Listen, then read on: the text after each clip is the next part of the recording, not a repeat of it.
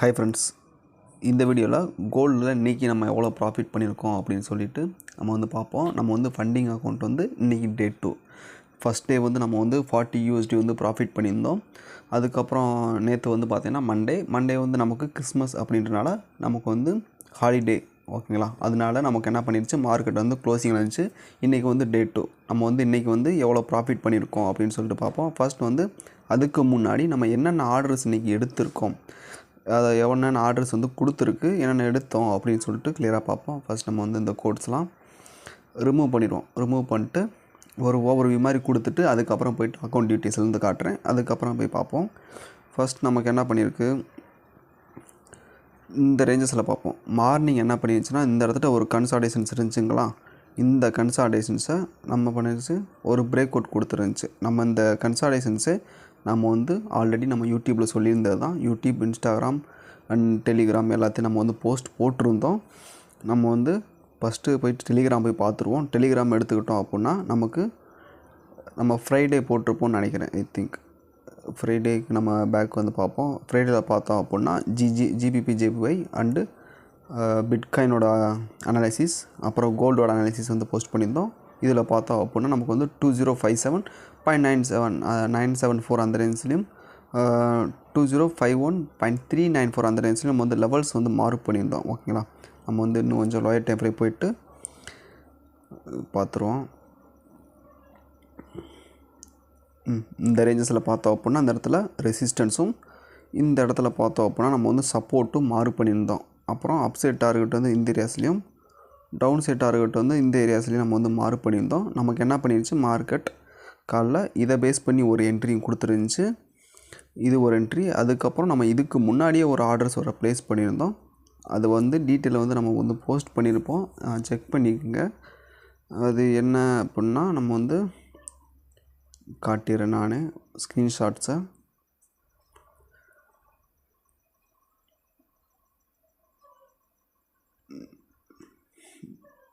இந்த இடத்துல பார்த்தோம் அப்படின்னா 30 மினிட்ஸ் டைம் ஃப்ரேமில் ஒரு புல் பேக் கொடுத்துச்சு, ஓகேங்களா.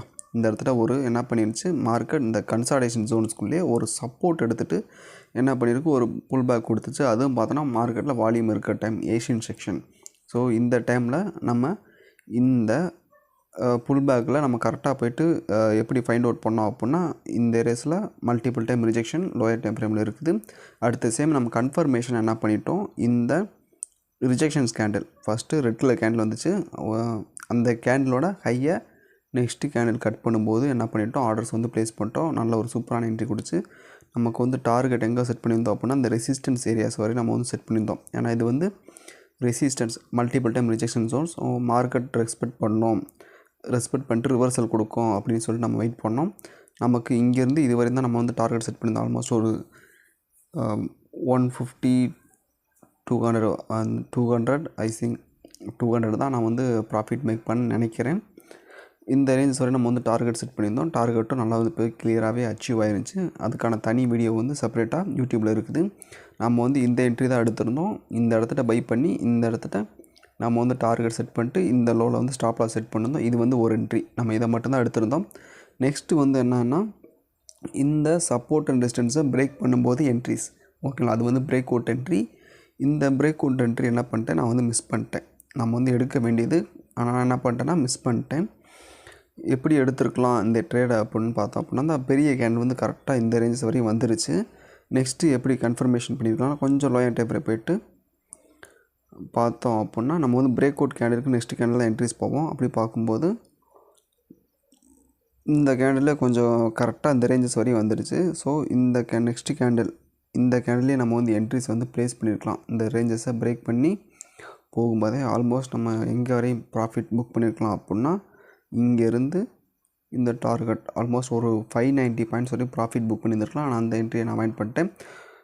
ஏன்னா நம்ம வந்து ஒரே டைமில் நிறைய ஆர்டர்ஸ் வந்து ப்ளேஸ் பண்ணக்கூடாது அப்படின்றதுக்காக கரண்ட்டாக அந்த ட்ரேடை முடிச்சுட்டு நான் வெளியே வரேன். இன்னொரு என்ட்ரி வந்து கொடுத்துருச்சு. ஸோ அதை நம்ம என்ன பண்ணிட்டோம், ஓவர் ட்ரேட் மாதிரி ஆகி போயிடும். அதனால என்ன பண்ணிட்டோம், அந்த என்ட்ரியை வந்து நம்ம வந்து அவாய்ட் பண்ணிட்டோம்.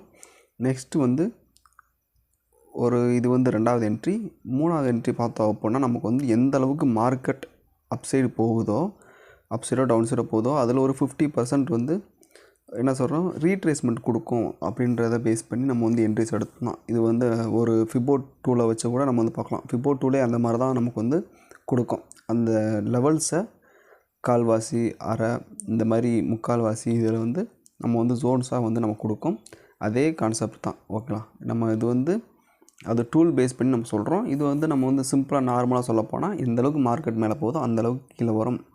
அப்படி இல்லைனா ஒரு கால்வாசியாவது ரீட்ரேஸ்மெண்ட் கொடுக்கும் அப்படின்றத பேஸ் பண்ணி தான் நம்ம வந்து என்ட்ரிஸ் எடுத்திருந்தோம். அந்த என்ட்ரி எப்படின்னா இதை கூட நம்ம வந்து ரிமூவ் பண்ணிடுவோம் எல்லாத்தையும்.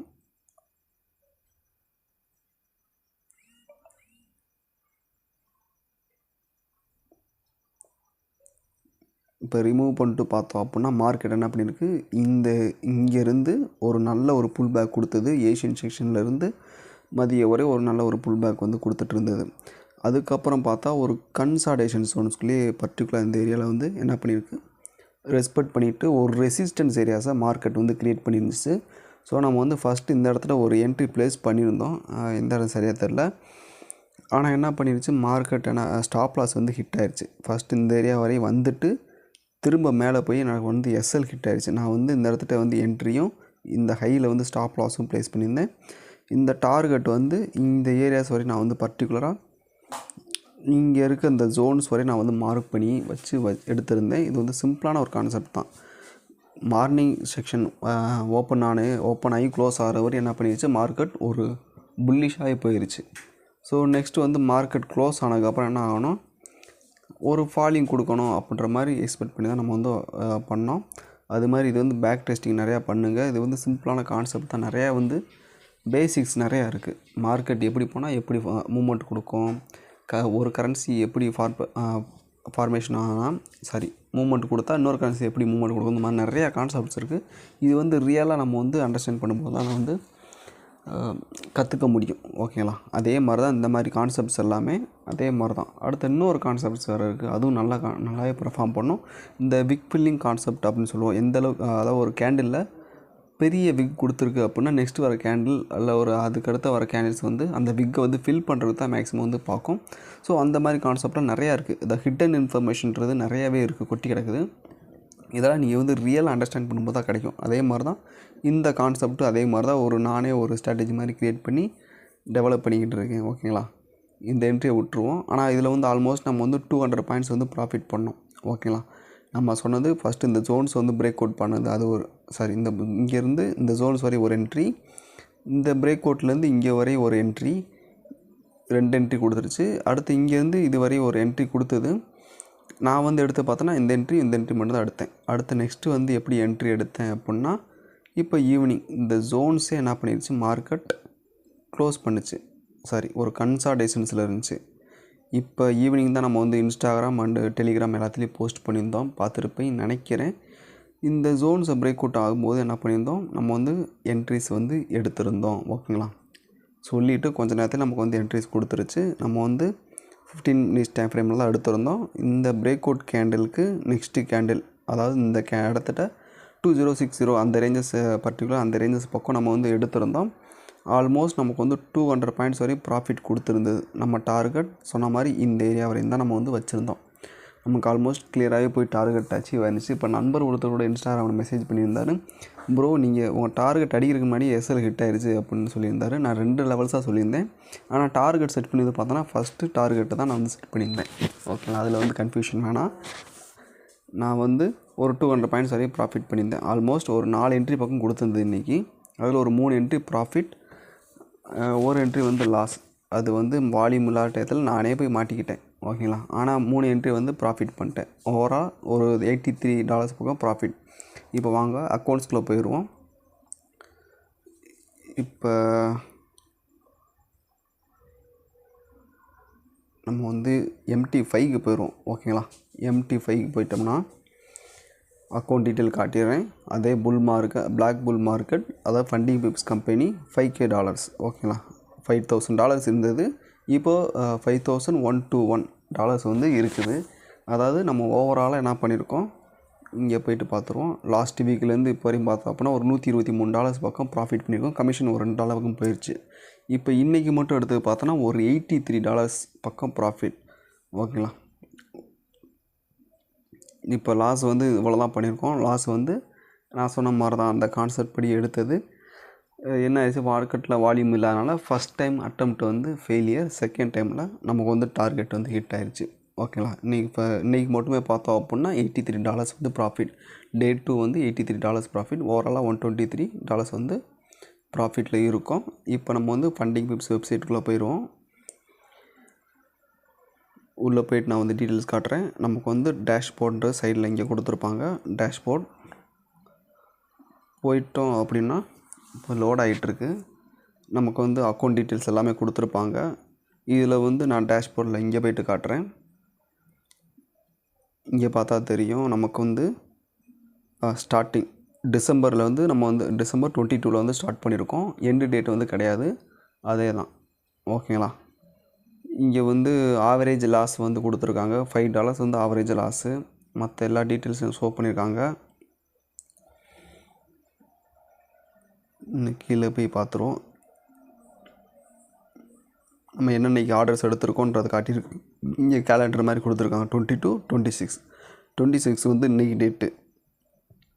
அடுத்து கீழே வந்து என்னென்ன ஆர்டர்ஸ்லாம் இன்றைக்கி நான் ப்ளேஸ் பண்ணியிருக்கேன் அது எல்லாமே ஹிஸ்ட்ரிஸ் வந்து இருக்கும்.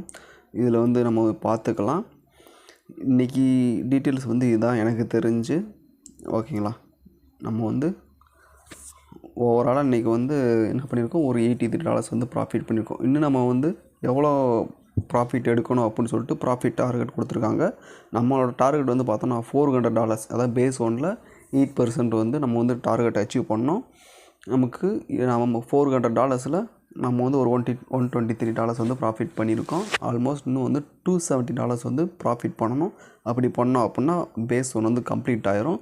நமக்கு வந்து பேஸ் 2 அக்கௌண்ட் கொடுப்பாங்க. அதை கம்ப்ளீட் பண்ணோம் அப்படின்னா நமக்கு வந்து ரியல் அக்கௌண்ட்ஸ்க்கு வந்து கொடுப்பாங்க. இதான் வந்து டே 2ல் நம்ம இன்றைக்கி வந்து பார்க்குறது. அதே மாதிரி என்ன பண்ணியிருக்காங்கன்னா டெய்லி லிமிட் லாஸஸ் வந்து என்ன பண்ணியிருக்காங்க, ட்ராடவுன் பேஸ்டு அப்படின்ற மாதிரி சொல்லியிருக்காங்க. இது நான் வந்து இன்றைக்கி தான் பார்க்குறேன். என்ன பண்ணியிருக்கு, அந்த அதில் வந்து எக்ஸ்ட்ரா வந்து ஆட் பண்ணியிருக்காங்க. ஓகேங்களா. இன்றைக்கி எவ்வளோ என் அக்கௌண்ட்டில் இருக்கோ அதை வந்து அதை எல்லாத்தையும் கால்குலேட் பண்ணி ஓவராலாக எவ்வளோ 5% அப்படின்ற மாதிரி கால்குலேட் பண்ணி சொல்லியிருக்காங்க. $330 லாஸ் பண்ணால் நமக்கு வந்து அக்கௌண்ட் காலி அப்படின்ற மாதிரி போட்டிருக்காங்க. அவங்க கொடுத்த அமௌண்ட்டை மட்டும் கால்குலேட் பண்ணாமல் நம்ம எவ்வளோ ப்ராஃபிட் பண்ணி வச்சுருக்கோம், எவ்வளோ வந்து ஸ்டார்டிங்கில் இருக்கோ அது எல்லாத்தையும் கால்குலேட் பண்ணி தான் நமக்கு வந்து சொல்கிறாங்க. அது மாதிரி இந்த டைமில் வந்து என்ன பண்ணோம், அந்த லாஸ் லிமிட் வந்து மாறிக்கிட்டே இருக்கும். ஓகேங்களா. இது சின்ன சின்ன இன்ஃபர்மேஷன்ஸ் தான். நெக்ஸ்ட்டு வந்து நான் சொல்கிறேன். இப்போதைக்கு நம்ம வந்து 2 ட்ரேடு தான் பண்ணியிருக்கோம். நமக்கு வந்து கேலண்டர்லேயே கொடுத்துருக்காங்க என்னென்ன ட்ரேடு அப்படின்னு சொல்லிட்டு 26, 22. ஓகேங்களா. நம்ம ட்ரேட் பண்ணுறது கோல்டில் மட்டும்தான் ட்ரேட் பண்ணிகிட்ருக்கோம். இப்போ நெக்ஸ்ட்டு வந்து அடுத்த வீடியோஸில் பார்ப்போம். இப்போ நம்ம வந்து 2வது நாள் வந்து $123 வரை ப்ராஃபிட் வந்து கொண்டு போயிட்டோம். இன்னும் வந்து பேலன்ஸ் இருக்கிறத நம்ம வந்து அச்சீவ் பண்ணுறதுக்கு ட்ரை பண்ணுவோம். அதாவது ரிஸ்க்கே இல்லாமல் வந்து மார்க்கெட்டில் ட்ரேட் பண்ணுறதுக்கு கொஞ்சம் ப்ராக்டிஸ் பண்ணிக்கோ. நான் வந்து கோல்டில் மட்டும்தான் ட்ரேட் பண்ணுவேன். ஓகேங்களா. அது டைம் கிடைக்கும் போது மட்டும்தான் ட்ரேட் பண்ணுவேன். மேக்ஸிமம் வந்து நான் நிறையா என்ட்ரிஸை வந்து அவாய்ட் பண்ணிக்கேன். ஒரு ட்ரேடு 2 ட்ரேட் இல்லை, அதிகபட்சம் இன்றைக்கி எடுத்த மாதிரி 3 ட்ரேட் அவ்வளோதான். ரொம்ப எடுக்க மாட்டேன். ஸோ நெக்ஸ்ட்டு நாளைக்கு ஒரு வீடியோவில் பார்ப்போம். நாளைக்கு எடுக்கிற டீட்டெயில்ஸை வந்து நாளைக்கு வந்து ஷேர் பண்ணுறேன். இன்றைக்கி டீட்டெயிலை பொறுத்தவரை இதுதான். ஏதாவது டவுட்ஸ்னால் கமெண்ட் செக்ஷனில் வந்து கமெண்ட் பண்ணலாம். ஓகேங்களா. Thank you friends.